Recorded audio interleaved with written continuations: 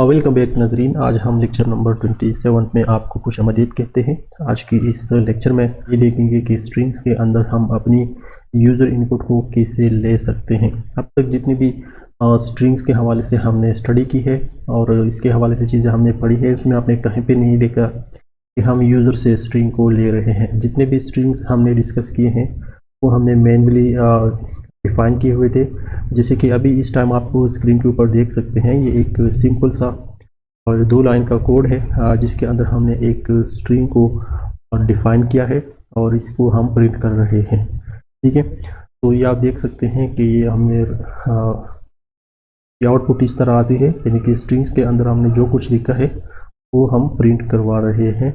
तो आज की जो चीज़ है वो बहुत इंपॉर्टेंट है और ये थोड़ा डिफरेंट है फ्रॉम दी अब तक जो भी हमने यूज़र इनपुट लिए हैं और उससे स्ट्रिंग का जो इनपुट है तरीका जो है वो थोड़ा डिफरेंट है।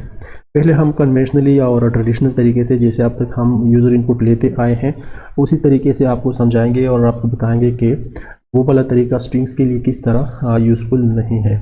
तो यहाँ पर जो मैंने नेम लिखा है असद खान, अब हम ये यूज़र से लेंगे, यानी कि अब हम स्ट्रिंग को एम्प्टी छोड़ेंगे और ये असद खान जो है हम यूज़र के साइड से इसमें इंसर्ट करेंगे। तो इसके लिए सबसे पहले तो मुझे एक प्रिंटफ मैसेज यूज़र के सामने स्क्रीन पे प्रिंट करना होगा, जिसकी देखते ही यूज़र को अंदाज़ा हो जाएगा कि मुझे क्या देना है। ठीक है, तो इसके लिए हम प्रिंटफ कहते हैं और प्रिंटफ मैसेज के अंदर हम यूज़र को मैसेज देते हैं कि इंटर और इंटर यूर नेम, यानी कि आप अपनी नेम को इंटर करो और इसी के साथ हम क्या करेंगे, अभी जब हम यूज़र से मैसेज लिखेंगे उसके सामने तो नेम इंटर करेगा। अब जो भी इनपुट हम लेते थे वो हम आपको पता है कि वो इंटीजर इनपुट हमने लेने की कोशिश की, जब हमने फ्लोटिंग टाइप की इनपुट यूज़र की तरफ से लेने की कोशिश की है, या हमने करेक्टर्स।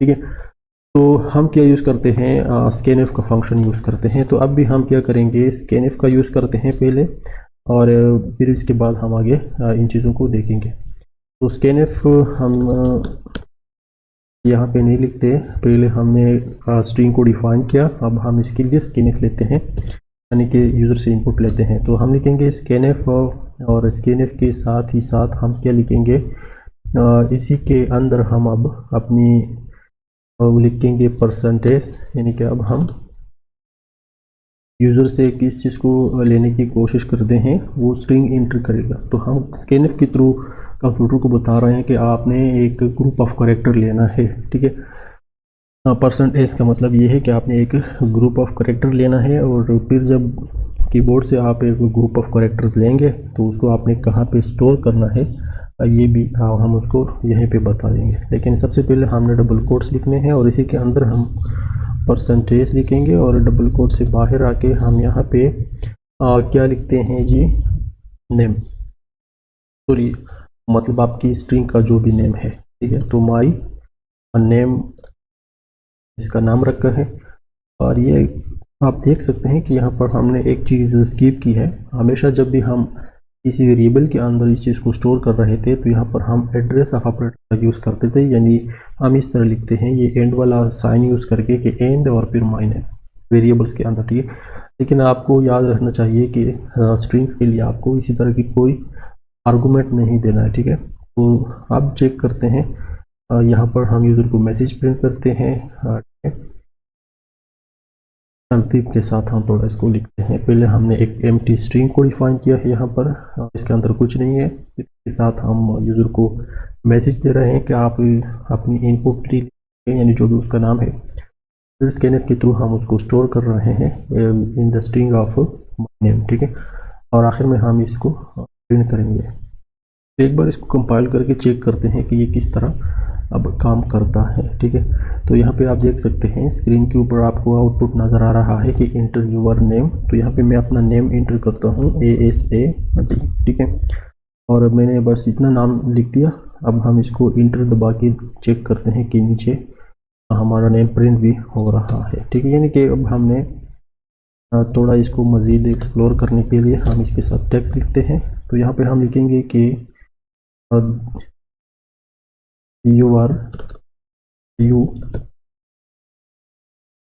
इंटर, बस यू इंटर परसेंट ई, यानी यहाँ पे आपका नाम आ जाएगा जो भी नाम आपने इंटर करवाया है, ठीक है। तो एक कंप्लीट सेंटेंस आपको नीचे नज़र आएगी कि यू इंटर असद, ठीक है। या आप सिंपल अपने नाम के साथ ये लफ्ज़ प्रिंट करो कि असद, ठीक है। तो अब आप देख सकेंगे कि ये आपने यहाँ पे अपनी नाम इंटर करवा देना है।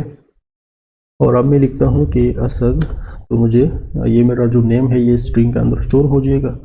और फिर इसके साथ नीचे वाला जो प्रिंटफ है वो इसको प्रिंट करेगा असद, लेकिन असद से पहले यानी %s से पहले हमने यहाँ पे हेलो भी लिखा है, तो हमें एक कंप्लीट मैसेज इस तरह आएगा कि हेलो असद, ठीक है। तो मैं इंटर दबा के चेक करता हूँ, तो आप यहाँ पे देख सकते हैं कि यहाँ पर हमारा स्ट्रिंग प्रिंट भी हो गया।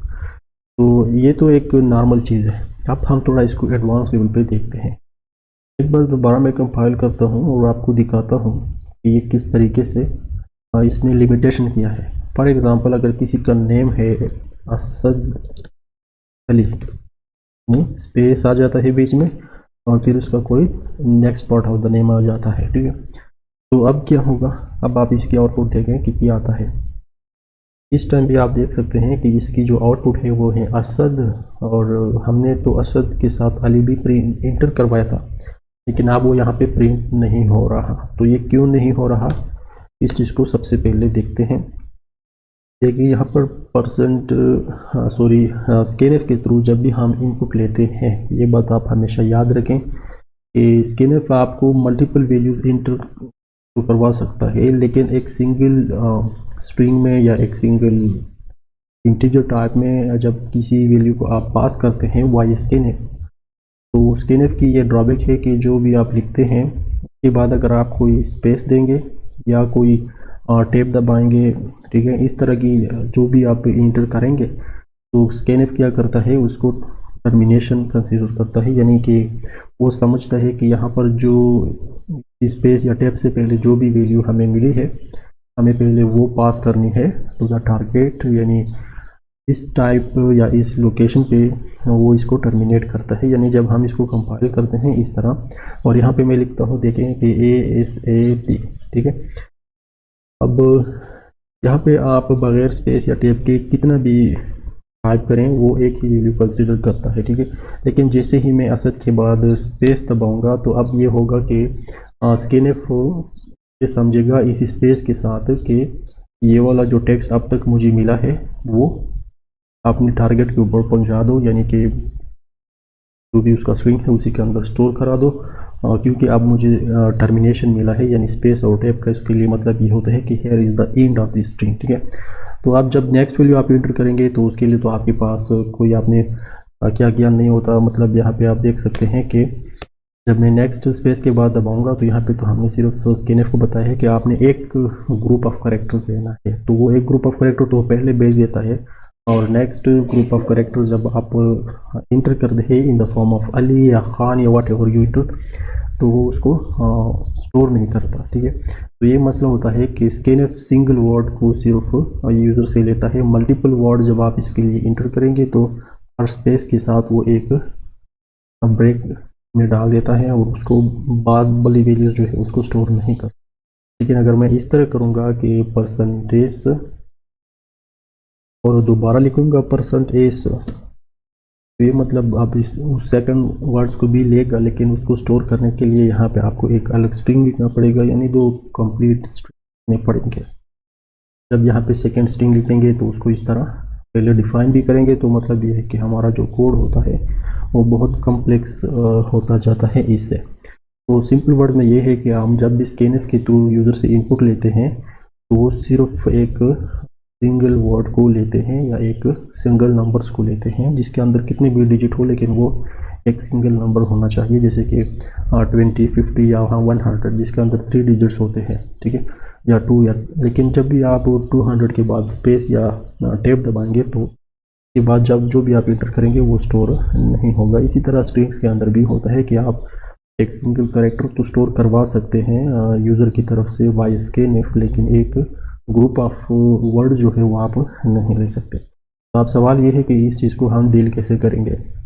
ये तो हमारी ज़रूरत है कि हम नेम के साथ या तो मिडिल और लास्ट नेम भी लिखेंगे, या हो सकता है कि हम जो स्ट्रिंग स्टोर कर रहे हैं उसमें 10 वर्ड्स हो, ठीक है, या 100 वर्ड्स हो। तो इन दिस केस क्या हमें हर एक वर्ड के लिए एक स्ट्रिंग लिखना पड़ेगा और इसको हर एक बार एक स्कैनफ के थ्रू एक अलग अलग स्ट्रिंग में साइन करना पड़ेगा। तो ऐसा बिल्कुल भी नहीं है। इसके लिए हम एक फंक्शन का यूज़ करते हैं जिसको हम कहते हैं एफ गेट फंक्शन, ठीक है। तो ये वाला जो है स्कैनफ, इसकी आपको ज़रूरत नहीं पड़ेगी। फिलहाल मैं इस स्कैनफ को स्किप करता हूँ और यहाँ पे मैं आपको बताता हूँ कि एफ गेट ये काम किस तरह कर सकता है। तो हम लिखेंगे जी एफ गेट FGET और इसी के साथ आप ये पेरेंथेसिस लिखेंगे, ठीक है।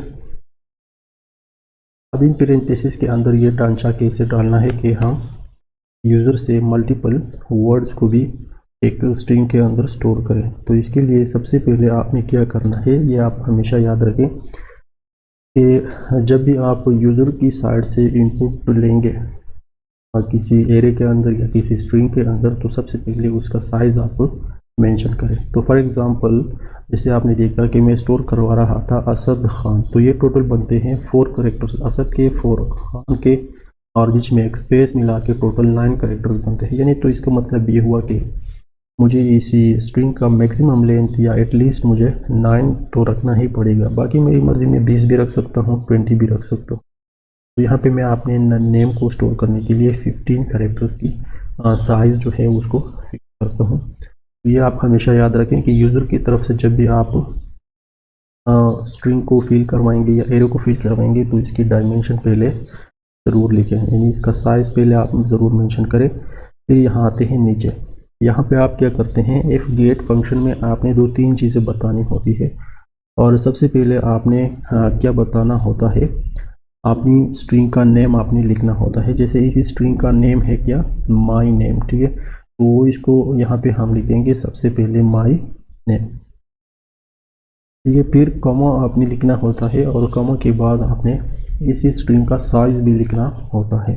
तो साइज़ किस तरह लिखा जाता है, यहाँ पर हम साइज़ ऑफ ऑपरेटर के थ्रू इस चीज़ की साइज़ कैलकुलेट करेंगे, ठीक है। तो यहाँ पे हम लिखेंगे साइज़ ऑफ, और इसी के साथ इसका जो है ना हम लिखेंगे पेरेंथेसिस, और पेरेंथेसिस के अंदर हम इसी एरे का नाम लिखेंगे जिसका हम साइज़, उसी स्ट्रिंग का हम नाम लिखेंगे जिसकी हमने साइज़ डालनी है। तो हम माई नेम स्ट्रिंग जो है उसका साइज़ यहाँ पे लिखना चाहते हैं, तो यहाँ पे हम साइज़ ऑफ के साथ लिखेंगे इसमें अपनी स्ट्रिंग का नेम, तो नेम, और इसी के बाद कॉमा लगा के आपने यहाँ पे लिखना है stdin, ठीक है। तो ये करके अब आप मल्टीपल वर्ड्स की जो है अपनी स्ट्रिंग वो किसी एक स्ट्रिंग के अंदर आप स्टोर कर सकते हैं, ठीक। तो चेक करते हैं कि क्या ये वर्क करता है या नहीं, बाद में इसको थोड़े मज़ीद डिस्कस करेंगे। तो यहाँ पे आप देख सकते हैं कि हमने इसको कंपाइल किया, कंपाइल करने के बाद रन करते हैं, और रन करने के साथ ही आप देख सकते हैं लिखते हैं असद और इसके साथ हम लिखते हैं खान, यानी कि अब हमने 2 वर्ड्स जो है एक ही स्ट्रिंग को असाइन कर रहे हैं। तो इंटर करके आप देख सकते हैं कि अब हमारे पास हेलो के साथ ये भी आ रहा है कि असद, ठीक है। तो मतलब ये है कि अब मैं 2 से ज़्यादा वर्ड भी दे सकता हूँ। आप चेक करें, यहाँ पे मैं देता हूँ वेलकम टू सी लैंग्वेज, ठीक है, वेलकम टू सी लैंग्वेज। यहाँ पे आप देख सकते हैं कि वेल एक वर्ड है, कॉम एक वर्ड है, टू एक अलग है, सी अलग है, और लैंग्वेज जो है वो एक अलग कॉम्बिनेशन ऑफ करेक्टर है। तो ये इतने मल्टीपल ग्रुप ऑफ करेक्टर्स जो है, क्या ये एक सिंगल स्ट्रिंग में स्टोर होते हैं अभी या नहीं, आप देखें ये कम्प्लीटली वर्क करेंगे। और यहाँ पे आप देख सकते हैं कि हेलो फिर welcome to C, welcome to C के बाद लैंग्वेज इसमें स्टोर नहीं हो रहा। अभी इसका मतलब ये है कि अब वेलकम टू सी तक हमारे 15 करेक्टर्स जो हैं वो अब पूरे हो रहे हैं। इसकी स्पेस फिल होती है यहाँ तक, ठीक है। क्योंकि अगर अब हम काउंट करें VELL को 4 और काम के भी 4 और 4 होते 8 और 2 के 2, ठीक है। तो ये हो जाएंगे 10 और एक C, तो ये हो गया 11 और बीच में कितने स्पेसेस दिए हैं 1 2 और यहाँ पे 3, 11 एंड 3 इज टोटली 14 और ये 0 से स्टार्ट होते हैं, तो आपको पता है कि सॉरी 14 और यहाँ पे अब हम ये डबल स्पेसेस दे रखे हैं, तो ये इसी वजह से 15 बनता है। तो अगर हम इसकी साइज़ को डायमेंशन को बढ़ाएंगे, फॉर एग्ज़ाम्पल मैं इसकी 50 रख लेता हूँ, तो अब आप देख सकेंगे कि यही चीज़ें हम दोबारा अगर लिखेंगे तो कम्प्लीटली प्रिंट होंगे। तो ये आप देखें, हम इसको थोड़ा और डिटेल में लिखते हैं, तो हम लिखेंगे वेलकम टू सी LANGUAGE यानी कि C language, welcome to C language. अब ये कम्प्लीटली प्रिंट होगा क्योंकि अब इसकी साइज़ हमने बढ़ा दी है और इसी में ये सारा चीज़ जो है वो स्टोरेबल हो चुका है। तो आप यहाँ पे देख सकते हैं hello welcome to C language, ठीक है।